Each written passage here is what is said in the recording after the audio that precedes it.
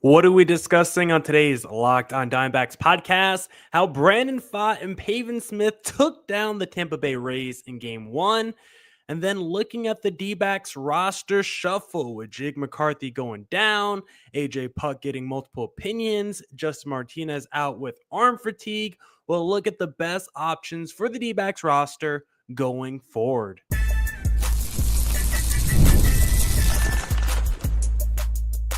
You are Locked on Diamondbacks, your daily Arizona Diamondbacks podcast, part of the Locked on Podcast Network, your team every day. Welcome into the Locked on Diamondbacks podcast, part of the Locked on Podcast Network, your team every day. You're listening to who? The always charismatic host of this podcast, Millard Thomas, multimedia journalist and a graphic designer. So please go check out my website, MillardThomas24downmyportfolio.com. I'm the see on my latest work, from my packages to my articles to my photos and my graphic design. Today's episode is brought to you by Game Time. Download the Game Time app, create an account, and use code LOCKEDONMLB for $20 off your first purchase. On today's Locked on Diamondbacks podcast, we're going to be breaking down Game 1, D-backs taking down the Tampa Bay Rays, discussing the roster shuffle with the bullpen and Jake McCarthy being sent down, and then wrapping up the podcast by talking about Eduardo Rodriguez turning into a strikeout machine in segment number 3. So jam-packed pod as always for you guys, but first want to say thank you for making Locked on Diamondbacks your first listen every day. I would not be able to do this podcast without you, my loyal listeners, sharing, subscribing, reviewing, doing all that so I could do this podcast for you. Thank you. It's free. It's available on all platforms, so please continue to tell your friends. And one of those platforms is YouTube. Please hit subscribe to Locked on Diamondbacks on YouTube. If you're watching this live, I've been trying to go live after D-backs games, Sunday through Thursday. Want to make this an interactive show. So if you're watching this live, don't be afraid to drop a comment in the YouTube section because I might attempt to read it live during this recording. So thank you to everyone who watches live. If you want to watch live in the future, please follow me on social media at CreatorThomas24 for the personal account, or look up Locked on Diamondbacks on both Twitter and Instagram for the podcast handle, because I always tweet before I go live. So thank you to everyone who's watching right now. Thank you to everyone who wants to tune into the future. And don't forget to hit subscribe to Locked on Diamondbacks on YouTube. But now let's get into the Locked on Diamondbacks podcast. Mo Crayon said, "Brother, it's almost 10 p.m. in AZ. I respect the hustle." That's because Mo Crayons, we got to talk about this D-backs versus Rays game because this was a classic D-backs game. You got fantastic Brandon Pfaadt, who looked like an ace. You had your lefties crushing the lineup. And of course, you had eighth inning offense. This was the perfect kind of game plan for the D-backs. Let's first start with Brandon Pfaadt because he is truly turning into the D-backs ace. And if you ask me right now, who's the best D-back starter from game to game the entirety of this season, 2025? The answer is Brandon Pfaadt. Brandon Pfaadt is clearly the D-backs' best pitcher right now. When you're just watching him in today's game against the Rays, tell me he doesn't look like the most comfortable pitcher we have. Tell me he doesn't look like the most confident pitcher we have going on the mound right now. Third quality start of the season. And to be honest, Brandon Pfaadt could have even more because in his second start, he gave up like a home run in that sixth inning. So it was six innings, 4 earned runs.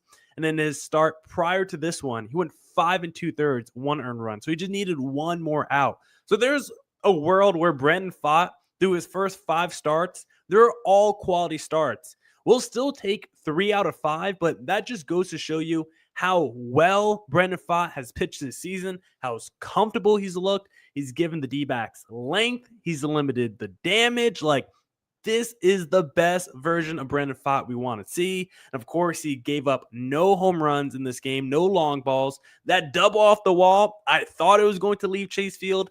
Thankfully, Chase Field got some weird dimensions, so it didn't go over the wall. But even when that ball was smacked off the wall, was there any did Brandon Pfaadt look shaken at all? Like, did he ever seem rattled whenever there was traffic on the bases? No, this guy looked like he was in the postseason, because going back to his rookie year when the D-backs went to the World Series, might I add, in those postseason games against the Dodgers and Phillies game 7 on the road, like Brandon Pfaadt looked so confident and comfortable. And I think we're seeing that guy once again, that unnerving, cool, calm, collected nature. I believe that what makes Brandon Pfaadt so special. I know grammatically that sentence didn't make any sense, but I believe that is what makes Brandon Pfaadt so special. The fact that he can always keep his emotions in check. Love the way he pitched tonight against the Tampa Bay Rays. He's the guy I have the most confidence in right now when he's on the mound among all D-back starting pitchers. Now, talking about the offense, again, it was the lefties that stepped up for the D-backs. First, have to start with Pavin Smith, who quite literally did a Space Jam Monstars and took all of Jock Peterson's powers. Because Pavin Smith tonight, let me pull up his slash line. After tonight's game where he went 2 for 3, 2 RBIs, a home run and a walk, his slash line is now 397. I think his batting average might have dipped after this game. Average 397. So 400%. So 40% of the time he's getting hit. OBP 500. So half the time he's on base, and a slug of 759. So like 3/4 of the time he's getting like extra bases.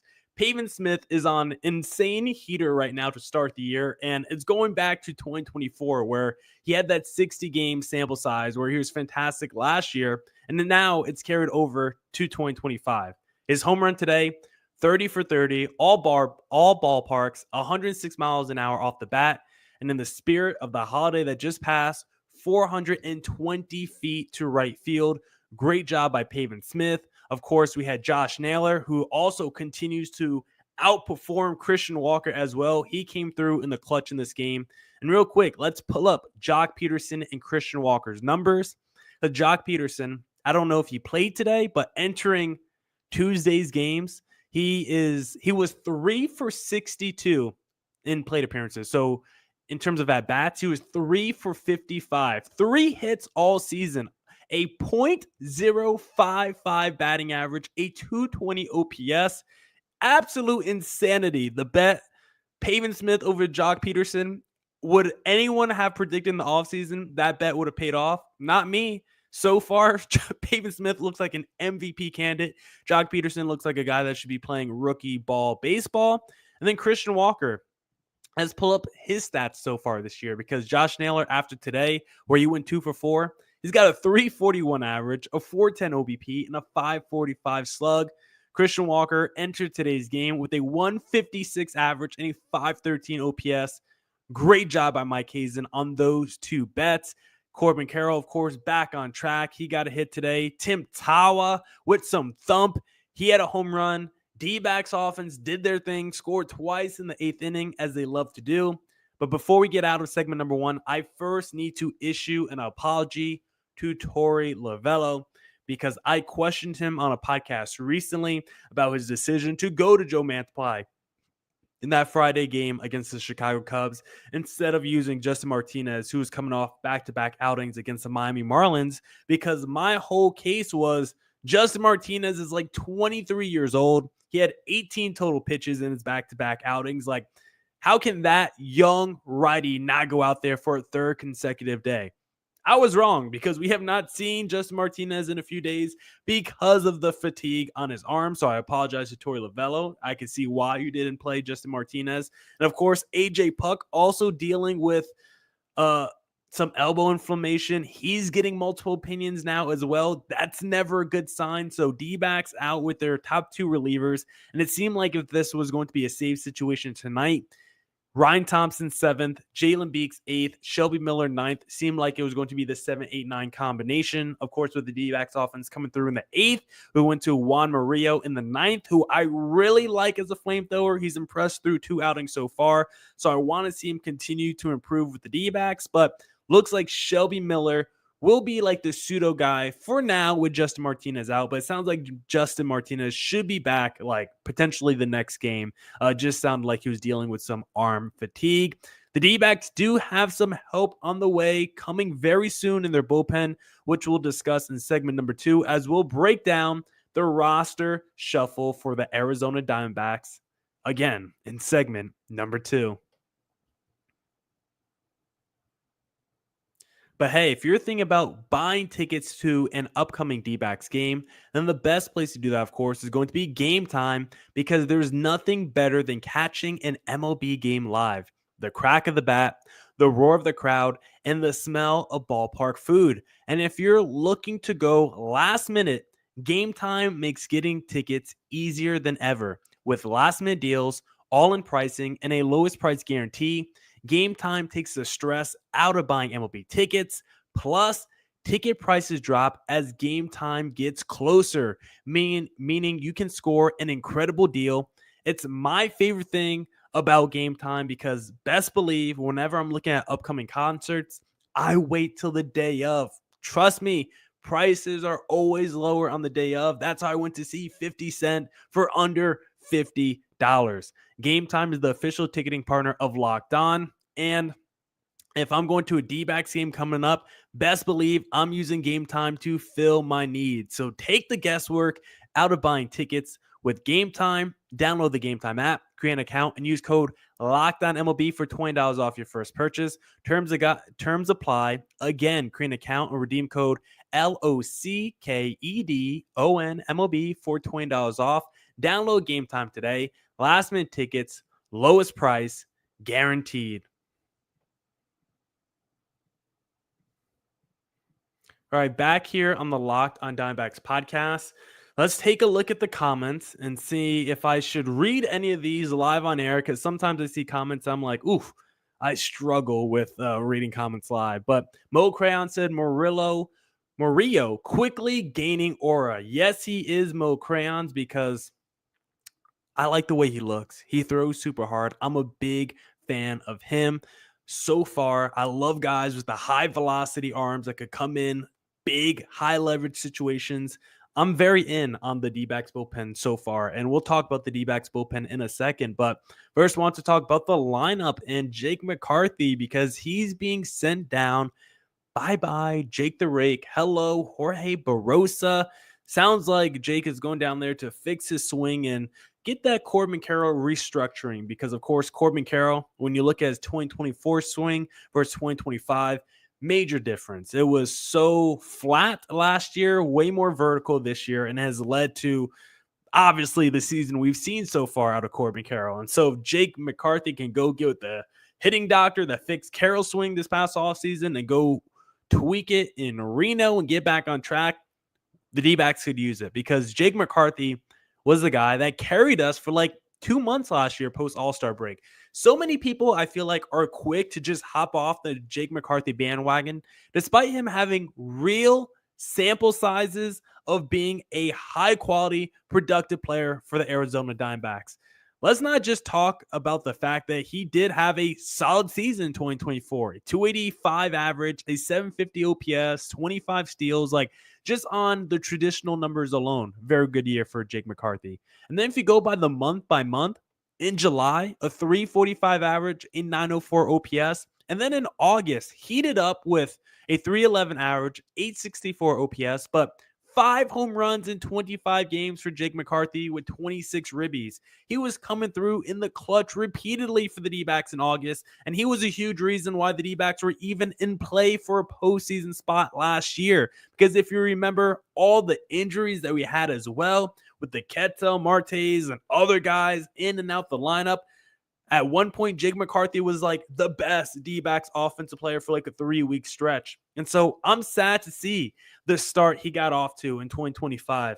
I can't even like go on Baseball Reference and go on StatCast and give you guys like a good reason as to why Jake McCarthy is struggling this year, because when you're 3 for 41, it's everything. There's nothing that you're doing well. There's no pitch that you're hitting well and no pitch that you're specifically struggling on. Like, it's the whole zone. It's every type of pitch. Like, when you only have 3 hits on the season, it's truly everything. And so that's why Jake McCarthy has to go back to AAA and just like tear it all down almost. Just restart, build it from fresh, almost treat this minor league assignment like you're going to spring training, and just feel free down there. Don't be afraid to look a little silly, because your ultimate goal is getting back to the big league. So go figure it out while you're in AAA. Meanwhile, Jorge Barosa will take his spot. We saw him a little bit last year on the D-backs.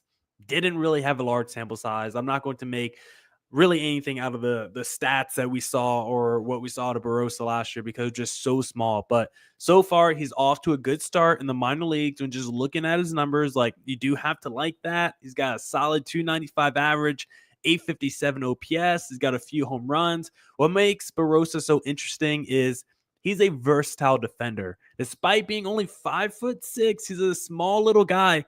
Great defensive player, has some decent speed as well, good contact ability. Like he's kind of like the 5'6" version almost of like a Jake McCarthy. So I think Barossa should come in, be fine. He's going to be more the fifth outfielder anyway, fourth outfielder, more of a defensive backup. Alec Thomas, we should see more of him in center field. We still got Randall Grichuk on the bench, who is a solid bat. So it's not like the D-backs need Jorge Barossa right now. So anything that he gives the D-backs will be gravy. And then let's talk a little bit about the D-backs bullpen as well before we wrap up segment number 2. Because AJ Puk, J Mart, both out the D-backs lineup. J Mart should be back potentially the next game, but AJ Puk there's a real scenario now where we lose AJ Puk for the rest of the 2025 season, and that will be the first major blow to the D-backs this year because Puk was so good for the D-backs when we acquired him last year. He's been our pseudo closer this year, right? And so like Puk at the very least is like the second most important D-backs reliever, and losing him for the entire season will definitely suck, will definitely hurt. But even with Puk out, I still like this D-backs bullpen a lot because look at the names here. And remember, Kevin Ginkel is going on a rehab assignment like this week with the Reno Aces. Kendall Graveman's like a week behind him. So we have reinforcements on the way. But even with AJ Puk out, assuming J Mart's going to be fine, you got J Mart, who's been unhittable, Shelby Miller, who's been unhittable, Jalen Beeks, who's been unhittable, Ryan Thompson, who's a ground ball machine, Dre Jameson, strikeout monster, Ryan Nelson, good long reliever, Kevin Ginkel, elite seventh inning guy, Kendall Graveman, we've seen be a great setup man as well in his past and be a closer as well. And then you got Juan Murillo as a wild card. That's still 9 relievers I named. You're probably only going to keep 8 of those guys. And so you still have a gluttony of options if you're the Arizona Diamondbacks. Even with AJ Puk out, still have the ability to go out there and potentially find your next AJ Puk. They got lucky with Jalen Beeks off the waiver wire. Maybe you could find another guy like that, right? D-backs have been kind of good the last few years, mostly picking guys off like the Tampa Bay Rays, right? Jalen Beeks, Ryan Thompson, these guys off the waiver from the Rays that have come over and just helped Arizona. Maybe the D-backs can find one more guy like that. But if they can't, I like the current internal options, even if you can't find someone off the waiver wire, even if you can't trade for someone at the deadline. I think the D-backs have enough internal options, even if we lose AJ Puk for the rest of the season. And that's not a statement I would have ever said about the D-backs bullpen in the prior years, because previously there was always 2 or 3 relievers in the D-backs bullpen where I was like, if that guy comes in a high leverage moment, the D-backs are probably going to be lose if it's a late game situation. But now it's like D-backs almost have too many options in their bullpen, and that is always a good place to be in. So even if AJ Puk is potentially out for the rest of the season, as Mo Crayons and Jeremy H. Perez are saying, they're speculating, could it be Tommy John?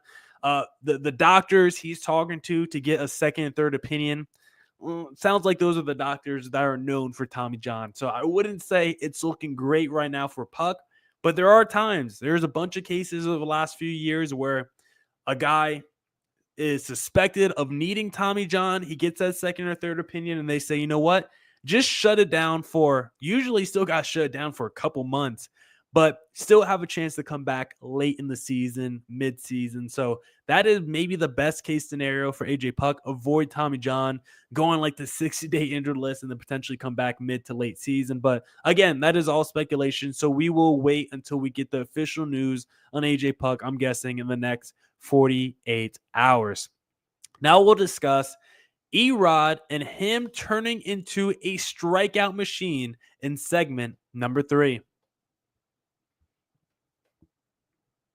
Hey, but first I want to talk to you guys about Prize Picks, because there's nothing better than catching an MLB game live. the crack of the bat, the roar of the crowd, and the smell of ballpark food. And if you're looking to go last minute, Game Time makes getting tickets easier than ever. With last minute deals, all in pricing, and a lowest price guarantee, Game Time takes the stress out of buying MLB tickets. Plus, ticket prices drop as Game Time gets closer, meaning you can score an incredible deal. I just now realized I've been reading the wrong ad read. I am reading Game Time. I'm supposed to be reading Prize Picks. So let's pretend you guys did not hear me for the last 20 seconds. Boop, boop, boop, boop, boop. That is why this is a live podcast, but don't worry. I'm going to edit all this out post-production. Prize Picks. Basketball and hockey playoffs are heating up, and there's no better way to turn your sports knowledge into real rewards than with Prize Picks, the easiest and most exciting way to play daily fantasy sports. With Prize Picks, you simply pick more or less on at least 2 player projections, and you're in. You can even combine players across sports, basketball, hockey, baseball, and more for your chance to win up to 2,000 times your cash. This is what I'm picking this week. Luka Doncic, more than 28 points. LeBron, more than 22 points. And Austin Reeves, over 18 points. If that hits, it's going to bring a big smile to my face. And if you want a big smile on your face, download the app today. Use code LOCKEDONMLB to get $50 instantly after you play your first $5 lineup. That's code LOCKEDONMLB to get $50 instantly after you play your first $5 lineup. Prize Picks, run your game. All right, back here on the Locked On Diamondbacks podcast. Thank you, Jeremy H. Perez, for keeping our secret.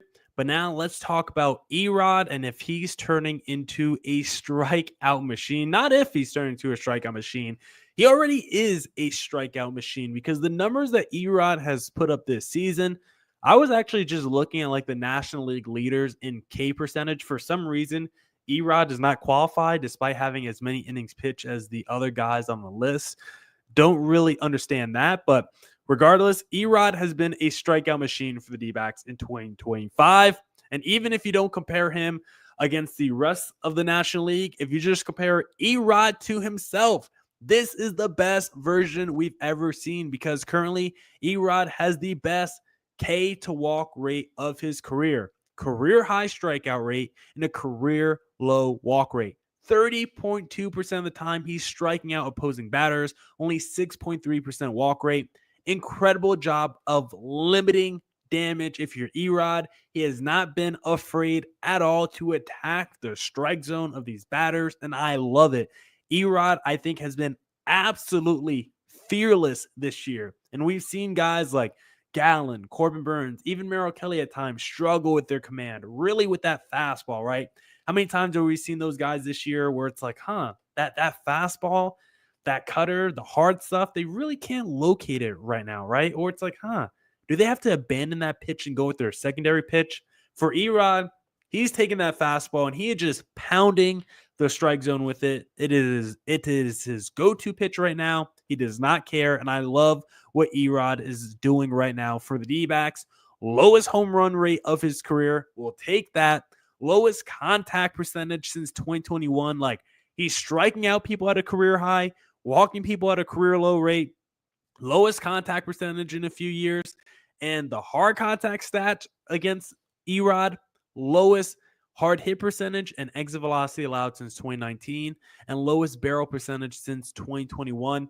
Erod has been fantastic for the D-backs in 2025, and don't let the traditional numbers fool you, because when you look at the stats, you see that 4.09 ERA, and you're like, this guy's hyping up Erod as a strikeout machine, but the traditional numbers tell you he's been kind of mid this year.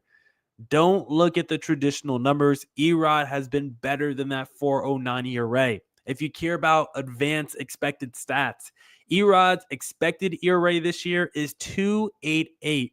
For context, he's never had an expected ERA below 3.4 before. So the expected ERA tells you this is by far the best we've ever seen from Erod. And his FIP is 2.4, by far the lowest of his career. So that ERA for Erod should definitely drop going forward, because the expected ERA, the FIP, even the expected FIP, all of them are sub 3.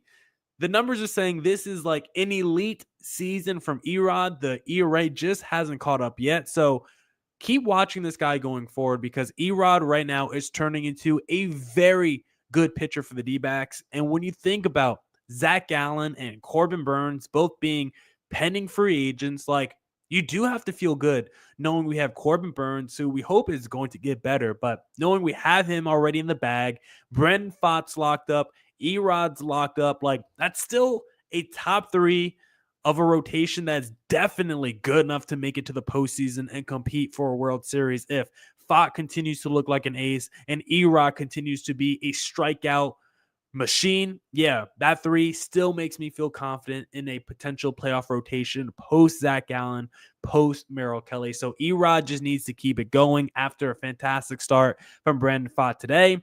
And then the offense going against Taj Bradley of the Tampa Bay Rays. This has been one of the top pitching prospects in baseball, but really hasn't found his footing just yet. The thing with Taj Bradley, when you look at his stats through his first 3 years, like there's not really a lot of difference. It doesn't really seem like he's improved or gotten better at all. And the thing with Bradley is he is a fastball first pitcher. 40% of the time he's throwing that fastball. He's a hard fastball thrower, averages 97 miles per hour on that fastball. But the thing is, it gets hit hard. 306 average allowed on the fastball with a 611 slug. He gives up some contact and damage on that fastball. So there's a couple players on this D-backs team that I'm looking at that absolutely crush the fastball in 2025. The first player I'm looking at, Corbin Carroll, would love to see him do some damage as he's done all season long against right-handed pitchers. Corbin Carroll has also done a lot of damage against the fastball. Entered tonight's game with a 413 average and a 783 slugging against the fastball. And those numbers hold up because his expected slugging is actually even higher. His slugging is 783. His expected slugging is 811. So the numbers are actually telling you the 783 slugging is leaving something on the table for Corbin Carroll. That's how good he's been in 2025. Then Pavin Smith is the other guy absolutely crushing the fastball for the D-backs in 2025. I mean, we saw him crush a couple fastballs in today's game. Entered today's game with a 565 average and a 1087 slug. Again, he has over 1,000 OPS slug against fastballs in 2025, Pavin Smith. And so when going against Taj Bradley, I'm looking at Pavin Smith, I'm looking at Corbin Carroll to have monster performances against a right-handed, fastball-dependent pitcher who gets crushed on his fastballs. Maybe I might do a little Corbin Carroll, Pavin Smith double parlay for total bases or RBIs. We will see tomorrow. We will go on FanDuel, maybe cook something up, but I will take a look at those two odds when I open up the FanDuel app tomorrow. JJ Backs Podcast said, hey, fellow D-Backs podcaster, love your vids. Thank you, sir or ma'am. Not too sure, but we appreciate you. That's it for this edition of the Locked On Diamondbacks podcast.